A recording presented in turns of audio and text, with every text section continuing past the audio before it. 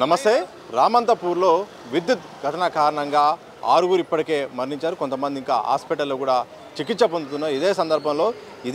అదే సమయంలో త్రుటిలో ప్రాణాలతో బయటపడ్డ వ్యక్తి ప్రస్తుతం మనతో ఉన్నారు.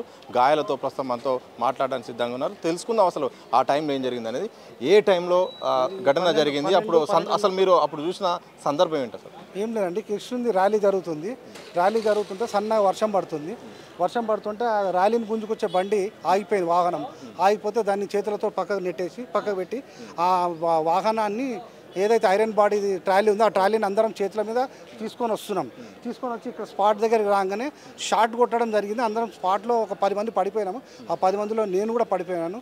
ఒక 2-3 నిమిషాలలో నాకు మేలుకు వచ్చింది. చేతులు ఇట్లా రాసుకుంటూ పోయి షటర్ కూర్చోవడం జరిగింది. మళ్ళీ బాబు వచ్చి తీసుకెళ్ళిపోయి హాస్పిటల్ ట్రీట్మెంట్ జరిగింది. ఎక్కడెక్కడ మీకు గాయాలైనా?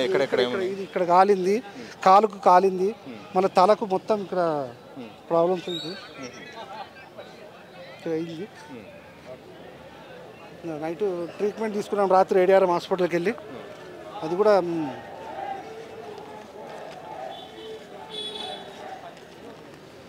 ఇప్పుడు మళ్ళీ కాచిగూడకి వెళ్ళి చూపించుకుందాం అనుకుంటున్నాం హెడ్ కోసము.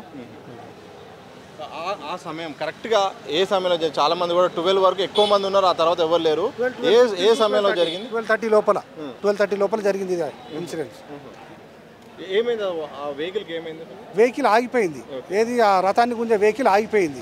అది స్టార్ట్ అవుతలేదు. దాన్ని చేతులతో పక్కకు జరిపేసి ఈ రథం అందరం చేతుల మీద తీసుకున్నాం అన్నట్టు, ఐరన్ది. అది చేతుల మీద తీసుకొని వచ్చే లోపల వైర్ అనేది షార్ట్ సర్క్యూట్ జరగడం అయింది.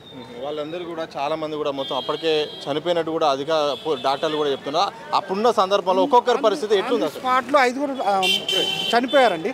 ఇంకొక 4 విషయం ఏమనిపించారు అక్కడ చూసే ఓపిక లేదు నాకు కూడా. అసలు అట్లా కళ్ళు తిరిగినట్టు అవ్వడము ఓపిక లేకుంది. నేను కూడా స్పాట్లో పడిపోయాను. మళ్ళీ లేచి హాస్పిటల్కి పోవడం జరిగింది. ఏం చెప్పారంటే డాక్టర్లు కూడా? ఏం లేదు, మీరు ఫస్ట్ అయితే ఇంజక్షన్ తీసుకోండి అని ఇంజక్షన్ ఇచ్చారు. ఇప్పుడు మెడిసిన్స్కి వెళ్ళాలండి. మళ్ళీ అంతమంది ఒకేసారి ఒక పండగ వాతావరణంలో అంతమందిని చూసి చాలా బాధ వేసింది. మీరు ఒకసారి ఈ ఘటన నుండి బయటపడ్డారుగా, నా పిల్లల అదృశ్యమేనండి, పునర్జన్మ అనుకుంటున్నాను. ఇది త్రుటిలో ప్రమాదం నుండి బయటపడ్డారు.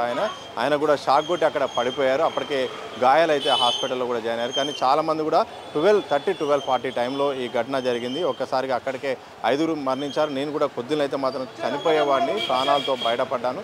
ఇక మరోసారి చికిత్స కోసం కూడా హాస్పిటల్ కూడా వెళ్తానని కూడా ఆయన చెప్తున్న వాతావరణం అయితే కనిపిస్తూ ఉంది.